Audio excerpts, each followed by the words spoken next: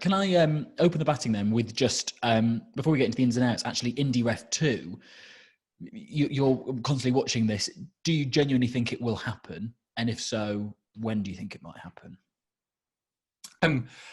I think on balance, it probably won't happen anytime soon. And I think there's lots of reasons for that. One is that I think it suits both the SNP and the Conservative Party to kind of tilt at each other on this issue. It means they don't have to, either of them, talk about their domestic records. And so they can have this argument about identity and flags, and it pushes Labour off of the map, which is good for the SNP in Scotland and good for the Tories in Westminster.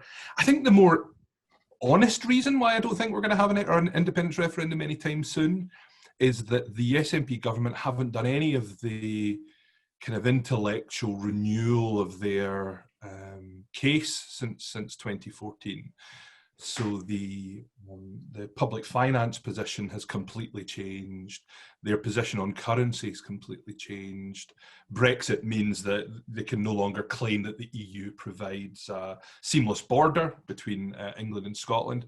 And none of those big issues have been even begun to be addressed by the SNP. So I think there's a lot of theatre around it at the moment. Now, it could be because of the sort of Salmond-inspired civil war that Nicola Sturgeon slightly loses control of events and finds herself pushed into maybe a stance that is less cautious than her instincts are.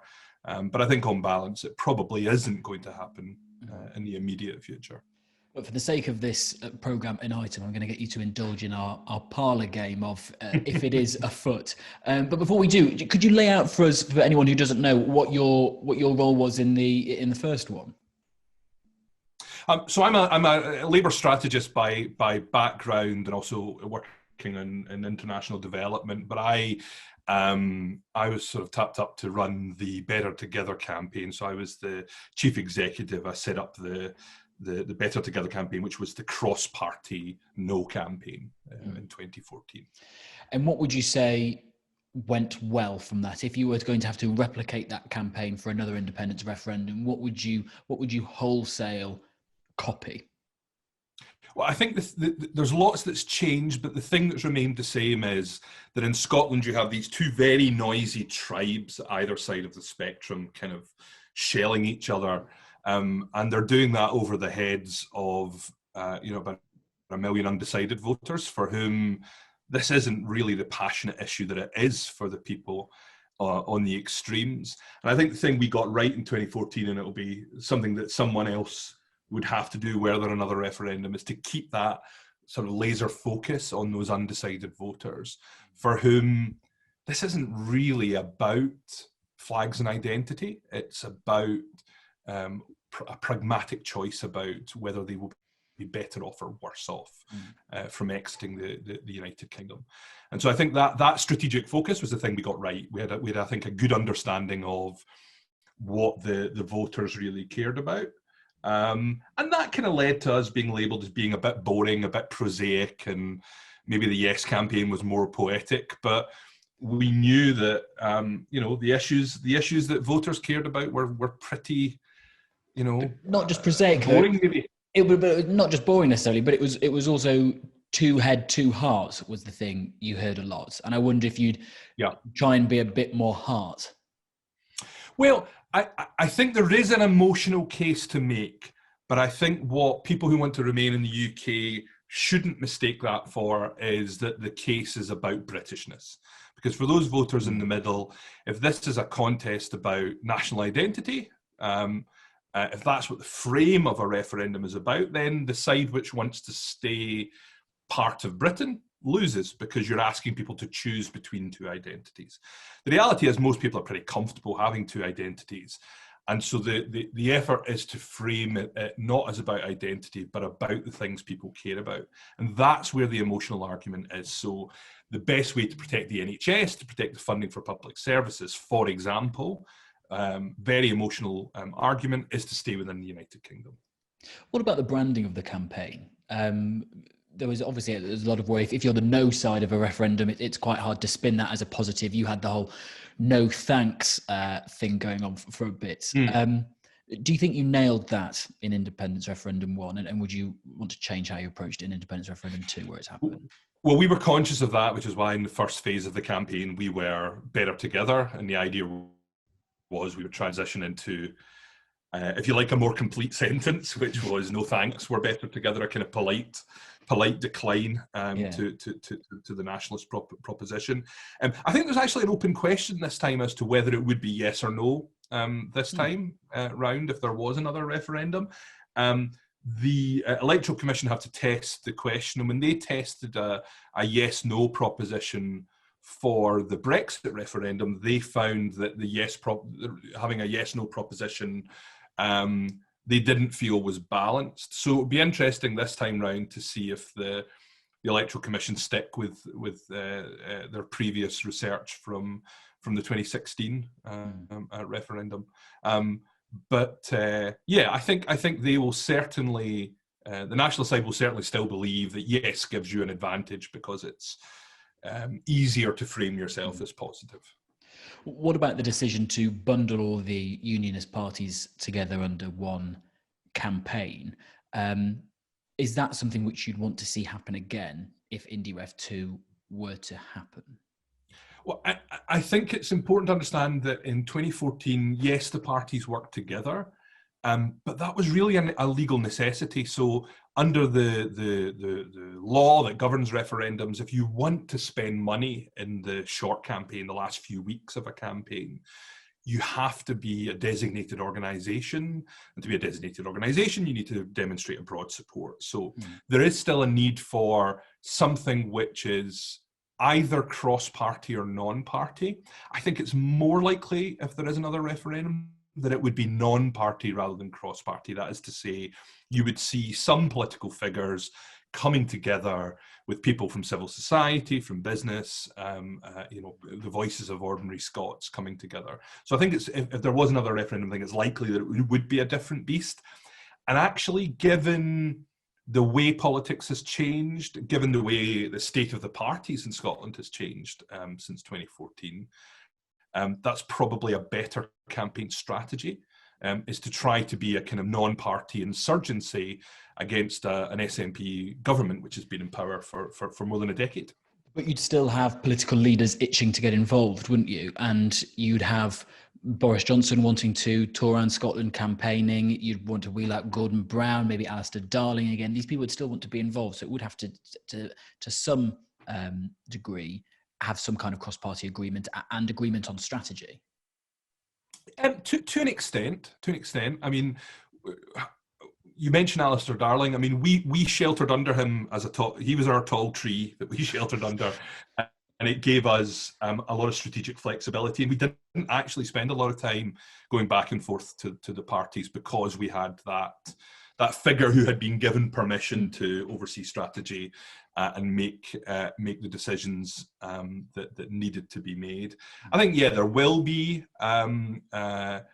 politicians this time, but I think one of the lessons, both of the Scottish referendum and again the Brexit referendum, is that personalities emerge from these campaigns.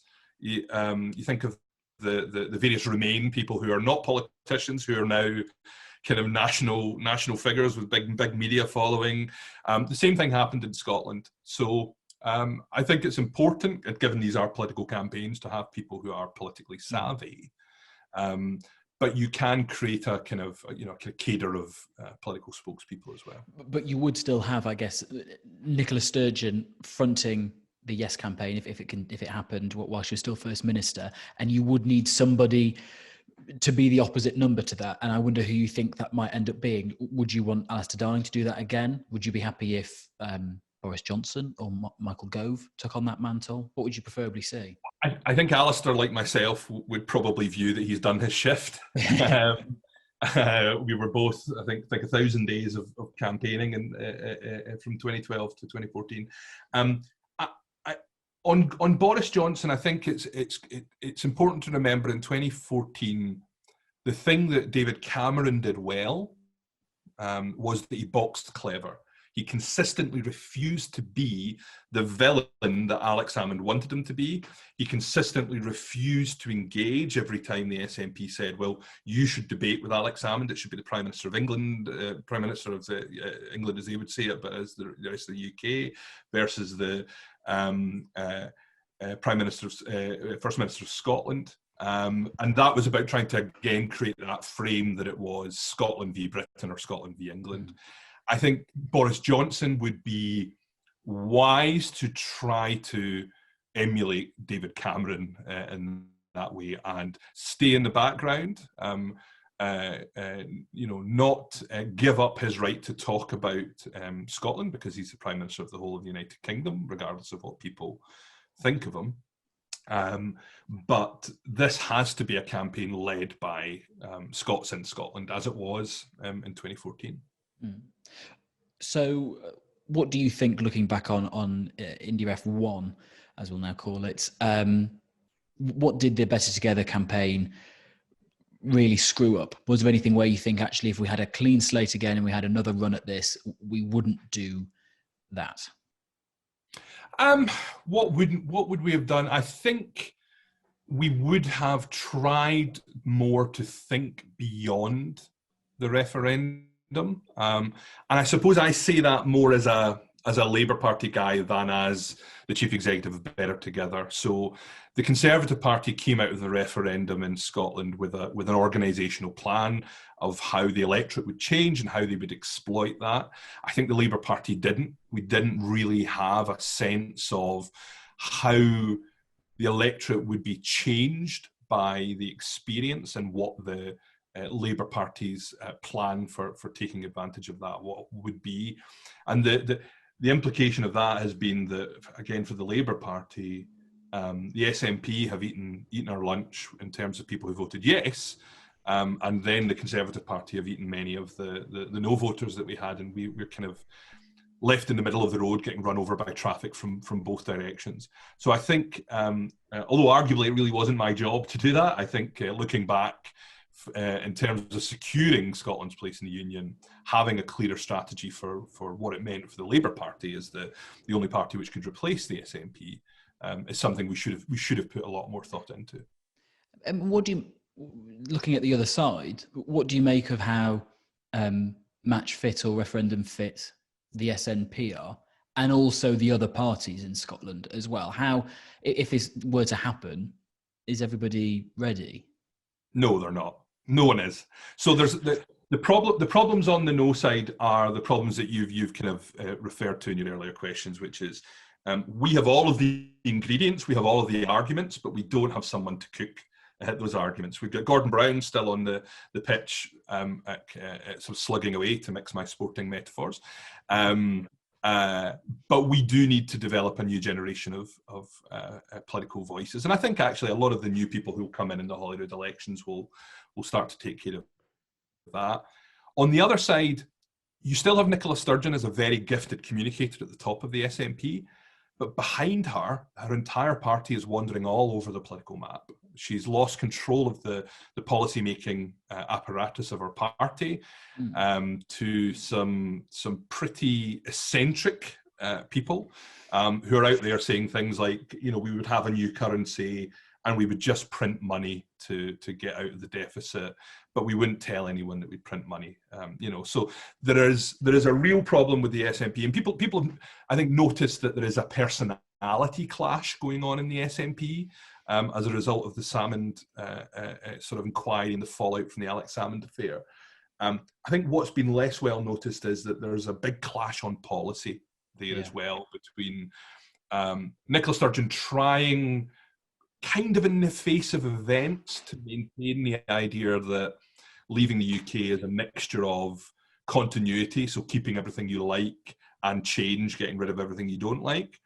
And then this sort of insurgency in her own party, partially organising around the Alex Salmond issue, who want to put to the voters a vision which is a much greater upheaval.